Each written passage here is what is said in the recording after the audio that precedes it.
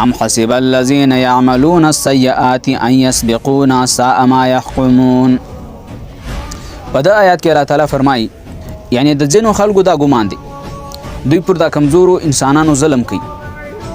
او الله تعالی سره د مقابله اراده ای ده. الله تعالی تر ما مخکې کېدای نسی ان یسبقونا چې تر موږ مخکې سي الله تعالی تر ما دوی مخکې کېدای نسی او نه له ما سره مقابله کوي. ګوره د صحابه واقعیات تاسو ته معلوم دي چې په لږو کسانو باندې یو څورې غټو فوجو ته شکست ورکړ نو الله تعالی دا دوی ډیره ناجایزه ناروا او بې عقله او کمعقلتوب فیصله کړې ده چې دوی اوس له انسانانو سره ظلم پیدا کوي چې له ما څخه مقابله وګټي له ما څخه مخکې سي له ما مخکې کېدای نسي. من کان یرجو لقاء الله فإن اجل الله لآت. اوس الله تعالی دا کمزور انسان یا د کمزور ایمان خاوند سیدای د صراط مستقیم باندې د جنت پر داسې خلیار مضبوط ودري کلک ودري او دا د غنی نه جالو نسو راځي دا په لار کې رکاوټ نسی خود پتنګ بسی ازمایش په پرورای سي خو کدی په ازمایش کې را کامیاب مضبوط قدم یې لګولې او زما پر رسۍ پورې مضبوط لاس نیولې او پر ما یې مضبوط ایمان او یقین وي نو الله تعالی من کان یرجو لقاء الله او کزما د ملاقات امید وي یعنی دغه یې په زړه کې زغون وي سی بیا به زه الله تعالی سره ملاوږم فإن اجل الله لآت نو نیټه د سزا او جزا به راځي او راځي یعنی د قیامت ورځ به راځي او د زما د ملاقات امید لري نو دای به بیا د ازمایش په میدان کې به قدم مضبوط وي دای به ترشاژ نه وهو السميع العليم. الله تعالی زده ارویدلو او د علم خاوني یعنی قولی سی هم څوري وایس ریکارډینګ دی دغه هم حفاظت کوم او العلیم او عملی سی څوري اقدامات کوي عملی تور باندې کم کارونه کوي نو دغه هم زه ماهر یم شدر خبریم یعنی ستا د ویډیو ریکارډینګ بل ما سوي لکه نن سبا سي د بلیک میلینګ د لپاره ویډیو ریکارډینګونه کوي پټه کیمرې لګېدلې الله تعالی برای راز ما کیمرا لګېدلې ده او که د قیامت په ورځ ته انکار وکي غځای ویډیو به د ښکاروم غځای به ویني غ وخت به ویني غ ټیم به ویني غشای به ویني نو دا ټول دنیا به ویني چې ستا ویډیو ریکارډینګ به محفوظ وي نو بیا به ته انکار کولای نه سي. ومن جاهد فإنما يجاهد لنفسه. په دا آیات کې الله تعالی فرمایي اوس که یو سړی چېرې داسې وکي نیک عمل وکي پر دا صراط مستقیم ډېرې سختې وګالي او پر داسې خلیار مضبوط ولیاړ وي د هرې غني انا جالي را ایسارولای نسی یعنی دای هغه په استقامت سره په مضبوطیا سره راتار کی نو الله تعالی دا شته پر ما مخرسي یعنی شتونه پر راځي په هغه کې د کامیاب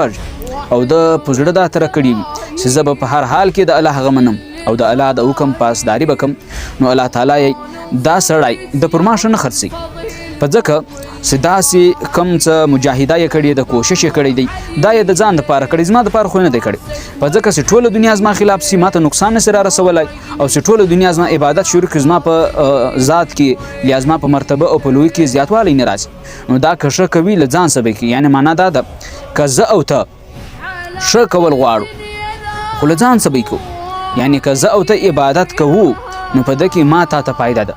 کاله ل چې من یکړ یو هغه من یسو ما ته فائدہ ده کاله د چې حکم را کړی دی او یعنی الله تعالی دلته پر ما شمه خرڅوي نو دا کم کوشش تکلیفونه روزي او د نور عبادتونه کوي د ځان لپاره کوي سي زما پر داسې خلیار اسام سي علما ځان په خلاص کې ان الله لغنی عن العالمین. الله تعالی وایي سماته د یو شی ضرورت نشته په ځکه ز بے پروايم لازم علماء یعنی ز غیر محتاج یم زما احتیاج نشته ورته ز د دو شانو محتاج یم نه او لټول عالم زخ یعنی او تاسو نه است نم پرشتو ته احتیاج تا نم و انسانانو تستا نم و نور مخلوق تستا زو یو شی ته هم محتاج نه یم نو تستا د عبادت محتاج خو بيخ نه. والذین آمنوا وعملوا الصالحات لنكفرن عنهم سیئاتهم ولنجزينهم احسن الذين كانوا يعملون. په دغه آیات کې الله تعالی فرمایي چې کوم خلک د ایمان دعوه لري یا د ایمان خاوندان دي او دغه ایمان په عمل هم ثابتوي یعنی پر ډګر دغه ایمان ثابتوي په صراط مستقیم باندې کومې سختې دل راځي دای دغه په عمل ثابتوي او په دغه ازمایش کې د بټي د ازمایښتو په بټۍ کې دای کامیاب راشي، یعنی تر دغه ازمایښتو راتار سي او کامیاب سي. لنکفرن عنهم سیئاتهم د بعد به د ناهموارۍ به ور ختمې کم، دا څورې بدۍ او بدې بیکاره دي دا به ور ختمې کم او له ده څخه به ښه بدله ورکړم دا کم څه چې دی کوي. یعنی د ده دا معمولي کوشش حالانکې د الله په مخ کې خو معمولي کوشش دی، که موږ دلته هر څورې زور ولګو الله تعالی دغه به الله تعالی د ده چې کوم عمل دی او دا کم ایمان دی په عمل ثابتوي، نو دغه تر دغه عمل به موږ بهترینه بدله ودته ورکو.